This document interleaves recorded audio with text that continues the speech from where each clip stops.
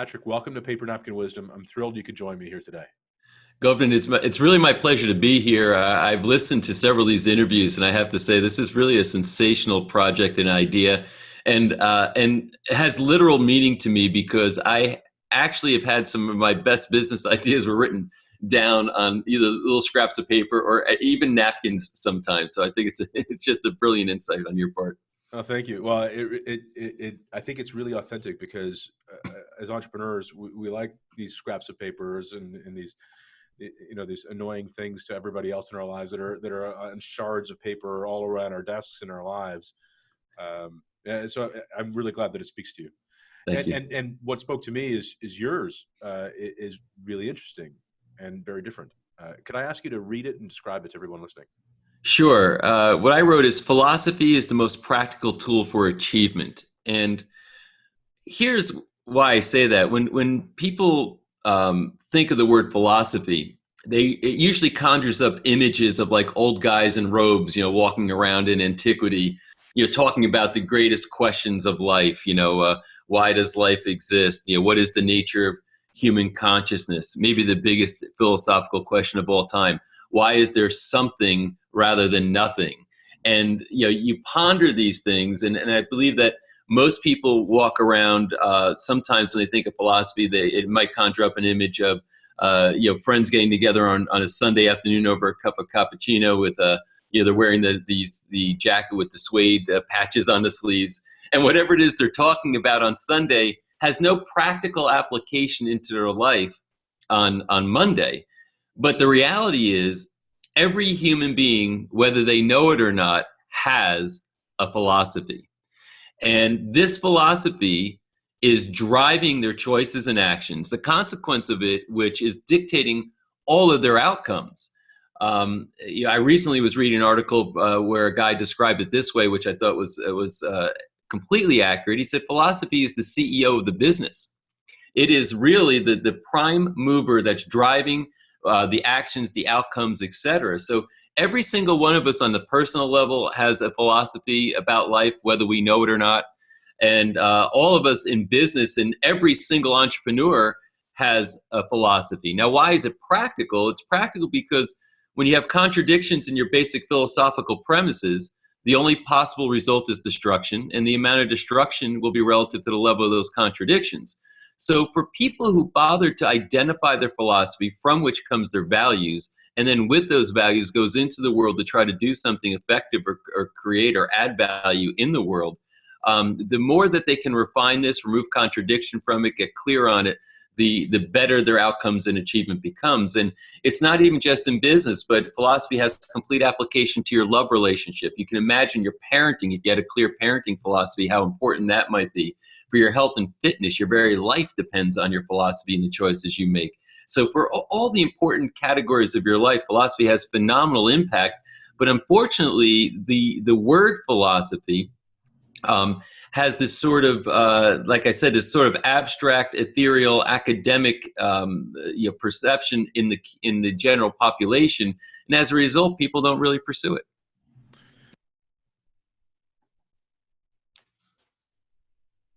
I don't hear you. Me, Patrick.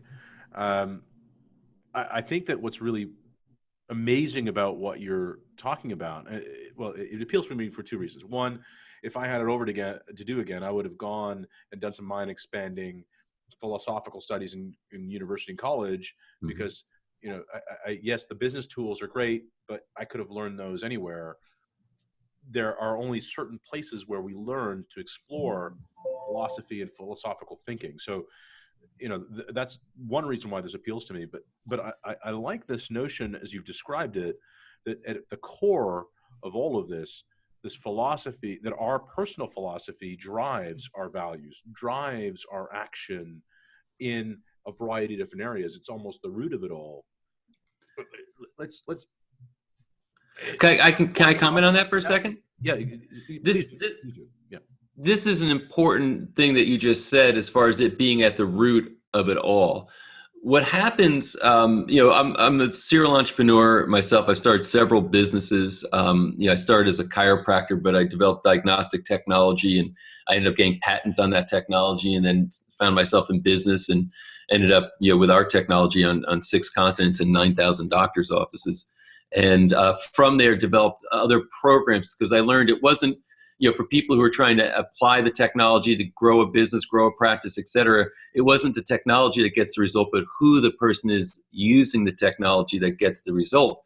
And one of the things that I came to a conclusion on over time as I was, working in consulting and business expansion, et cetera, is that there's a sequence of how people evolve or emerge toward prosperity. Most people start with prosperity and try to back into their philosophy, which is exactly the opposite way. You're reversing cause and effect.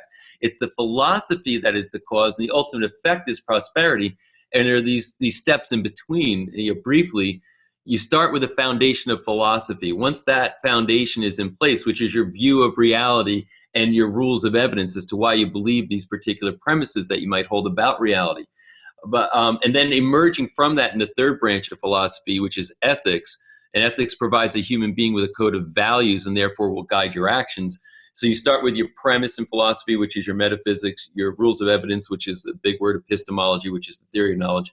And then you go to ethics, which is, again, your values, which guide your actions. What happens, emerging from ethics comes this thing called purpose. A lot of people talk about being purpose driven, how important, and I one of the products I put out there was On Purpose. It was an audio program for 20 years that we put out into the world and still are doing it now. And with On Purpose, the thing that, people say, purpose driven life, purpose, is the most important thing people can embrace, purpose, business purpose. The purpose comes up in a lot of personal development and dynamic business conversations, appropriately so. But what people don't recognize or don't ask the question, where does purpose come from? It comes from your philosophy. You can't just start with purpose. Purpose emerges from something. What gives you purpose? And that starts with philosophy. So purpose comes from philosophy. Then from there, you will have your psychological experiences because philosophy will dictate what your psychological experiences are.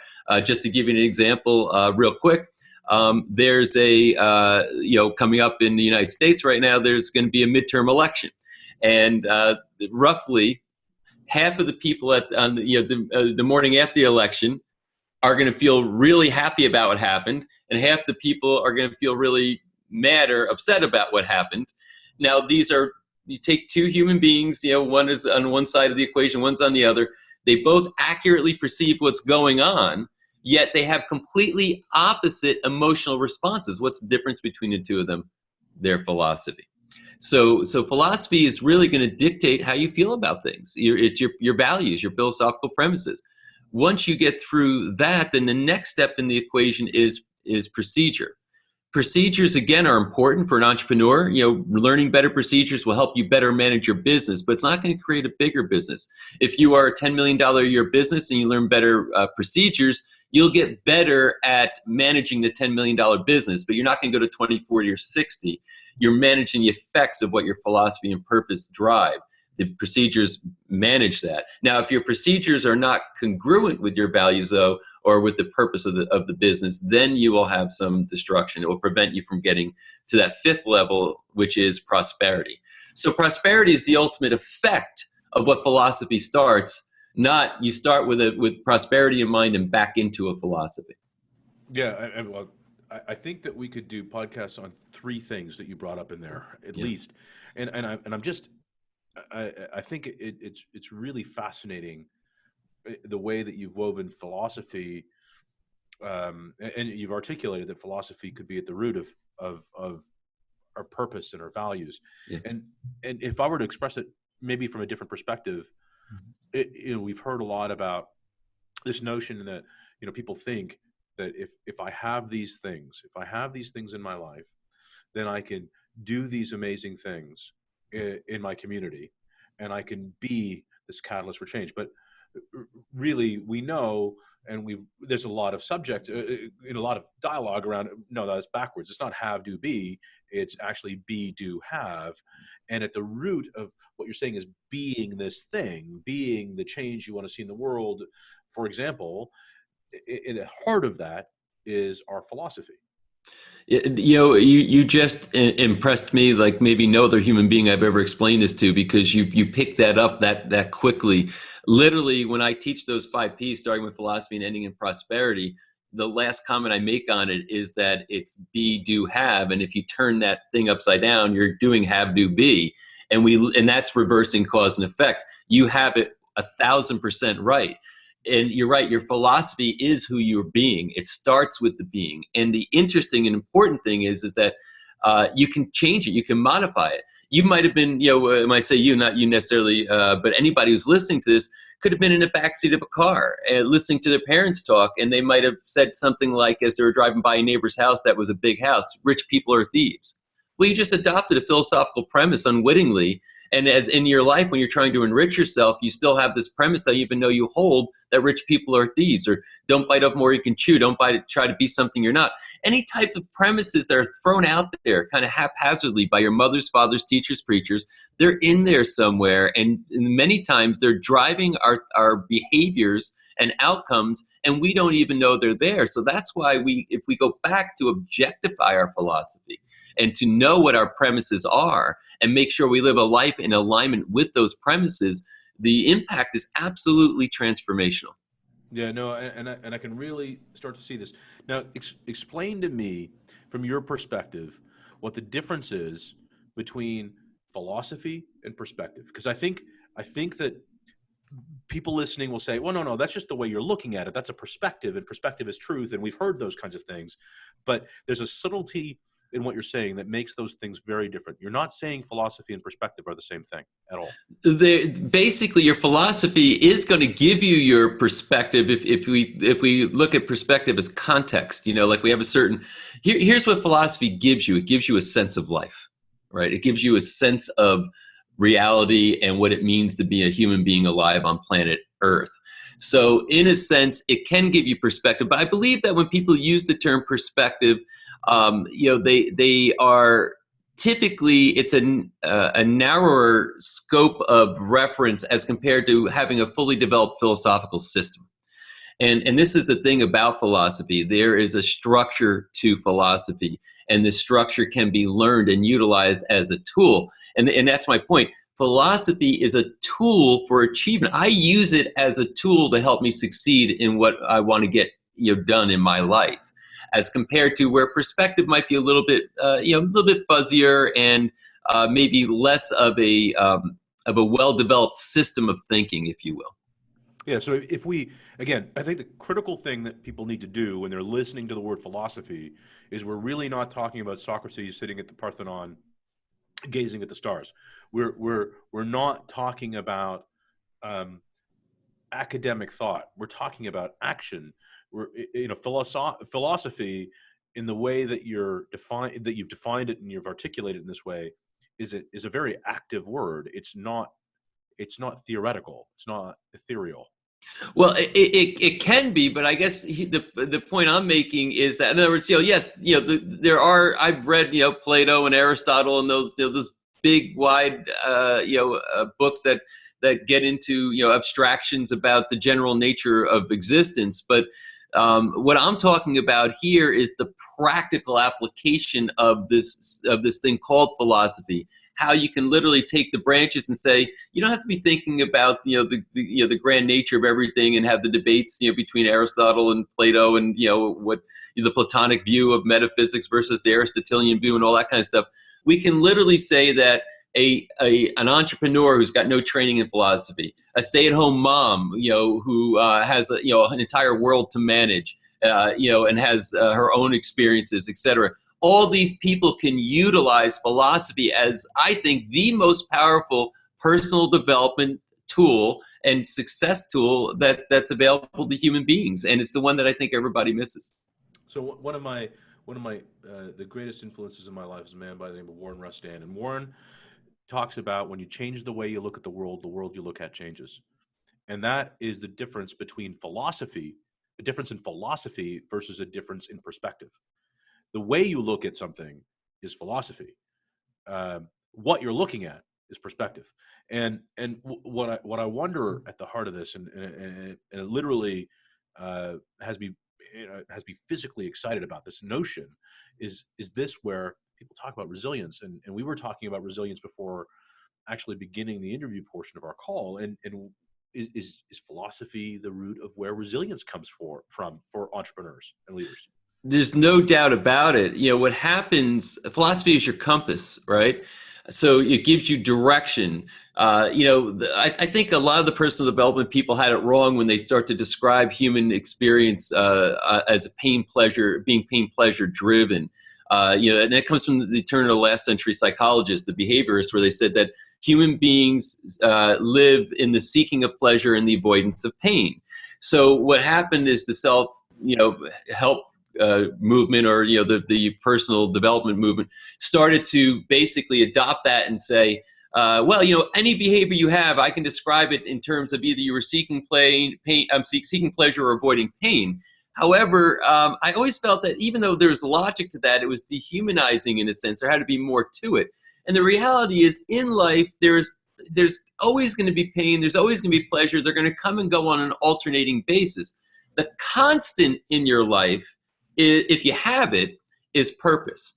What makes a human being different than every other form of animal on the planet is the fact that we can choose a purpose for our lives. A dog cannot choose a purpose for its life. If it could, it probably would not live with you. A cow, could not choose a purpose for its life. If it could, there'd be no such thing as McDonald's, right? So bottom line is that we have a neocortex. We can think in abstract terms. We can contemplate our lives, our future, our past, our ancestors, etc. That from that unique ability for this abstract conceptualization, we can form our philosophy, our views of reality. We can support it with evidence that we can dictate what our evidence is, and then we can create from that a purpose that says, now this is why I live. And when you have a purpose, you will go through pain, you will go through pleasure. The constant companion in the life is the purpose, and that's where your perseverance comes from. If you're in pain pleasure mode, then you're constantly changing directions and positions all the time just to avoid pain, as compared to when you have a purpose, you'll go through the pain to get to the other side because of what's driving you. And again, that purpose comes out of your philosophy. And I'm going to submit quite a different shift to that actually the pain doesn't even exist.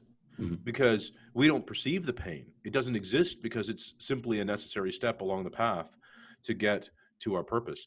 And you have that the cast of Abraham Lincoln behind you, yeah, and it's a perfect segue. I think that when he was failing, when he had setback after setback after setback, I mean, it's likely true that no elected official anyway. No prominent leader had as many prominent failures ever throughout their lives as Abraham Lincoln, but there's also likely few that have been more impactful.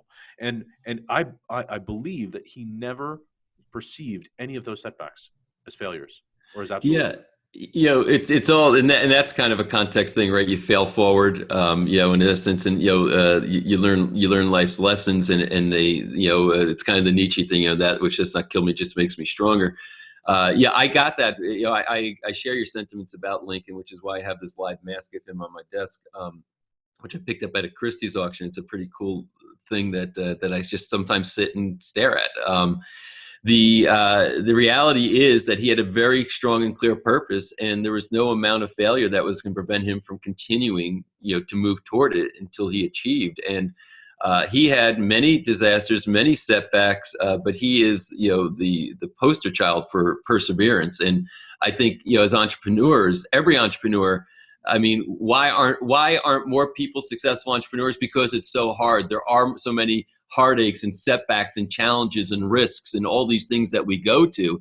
And this is where, again, with philosophy as a tool and purpose that comes from it, that's what gives people the strength. It's not so much that people have a lack of skill when they fail. It's usually errors in their thinking. They go enthusiastically in the wrong directions. It's not that they weren't good managers, they weren't good, CEOs or COOs, or they didn't have the basic skill sets. They didn't know how to read, an income statement or a balance sheet or any of that kind of stuff. That's not why they fail. They fail because they had an error in thinking. And the error in thinking again, that can be corrected through philosophy and through a process of philosophical pursuit.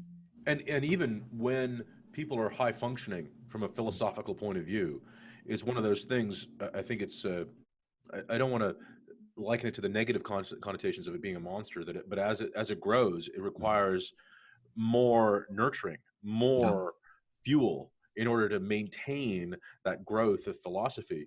Think about Abraham Lincoln again as a great example. He nurtured his philosophical core deliberately, intentionally. It was not something that happened by accident, and it's not something that he maintained by accident through great adversity. You know, the American Civil War, he moved away from the comfortable confines of the White House to the cottage that was right in the war zone, and walked the fields to nurture his philosophy.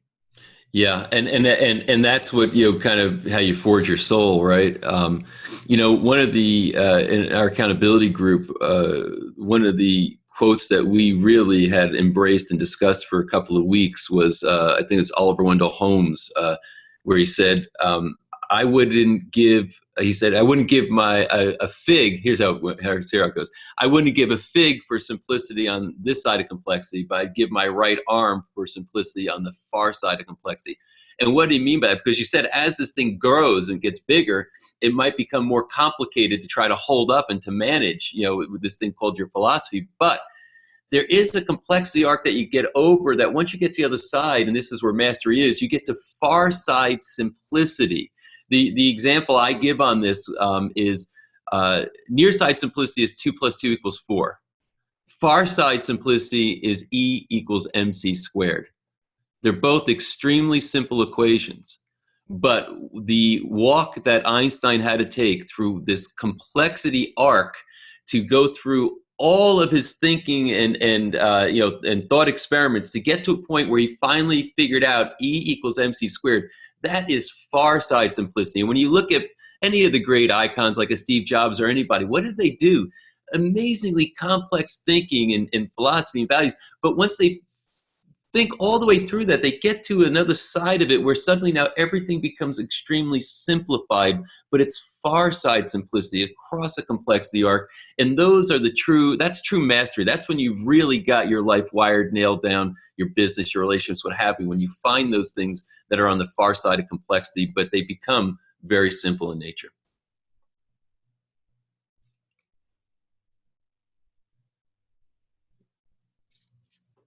Makes it simple but not easy, in the sense that it's simple but not easy to achieve.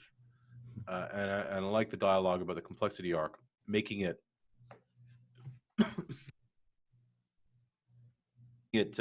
making it to the other side of that curve. Yeah. Patrick, our time is up for today. I'd love to continue this conversation. Do you think we can do this again? Absolutely, I'd love to. Yeah, unfortunately, I've got all these things in my head, so 20 minutes is hard for me to let it all out. But yeah, I would love to continue this conversation. That's great. Thanks, Patrick. Thank you. Hey, if you liked that episode, there's a ton more like it on iTunes. Just search Paper Napkin Wisdom. Go to papernapkinwisdom.com to find the blog and pictures of all of the paper napkins.